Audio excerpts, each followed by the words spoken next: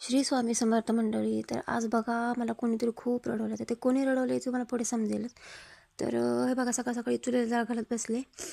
तर आता हा जाळ चांगला लागला होता पण दिवसाची सवय. तरी ते बघा निळ्या निळ्या आकाशात बघा खूप छान असा चंद्र दिसतोय. आणि आता या उन्हावरून तुम्हाला लक्षात येत असेल मी किती पहाटेची उठली. आंघोळ करून किचनमध्ये आले तर हे भांडी बघितले. तर हे बघा रात्री घासून ठेवलेली भांडी आता म्हणलं हे मांडून घ्यावे. तर हे भांडी मांडून घेतली. तर आता मला रडवणारा बघा हा कांदा. आता तुम्ही म्हणाले एवढा कांदा का चिरून घेतला आहे. तर आज होतं खटकूट. तर म्हटलं ठीक आहे आता चला कराय घेऊया. तर ते टोप ठेवला मी आणि या मटणात बता हळद ओतून घेतली, चवीपुरतं मीठ टाकून घेतलं आणि हे बघा दोन चमचे 2 पळ्यात तेल ओतून घेतलं. ह्याच्यामध्ये सर्दी झाली त्याच्यामुळं असं होतं आहे. आता यात गरम तेलात कांदा ओतून घेतला आणि हे बघा पटपट पटपट हलवून घेतलं. आता हा कांदा चिरतानाच खूप त्रास झाला त्याच्यामुळे जा बघा आवाज असा येत आहे.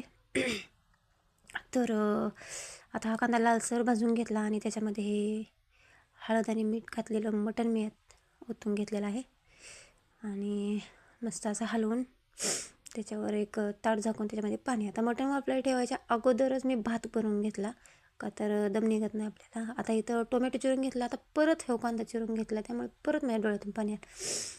तर इथं बघा तर हे मटणाला उकळी पण आली नसेल तोपर्यंतच मी अळणी भात खायला घेतलं. तर भुकेचा कट निघत नाही. तर कामं वगैरे उरकून बसली तर घरात हातापायात आकडं व्हायला लागला म्हणून बाहेर येऊन बसली. जरासं ऊन शेकून घेतलं आणि त्याच्यानंतर गेलो जरा मळ्यात. तर हे बघा हे कुत्रं छोटंसं पिल्लू आहे कुत्र्याचं आणि त्याला बांधलं होतं.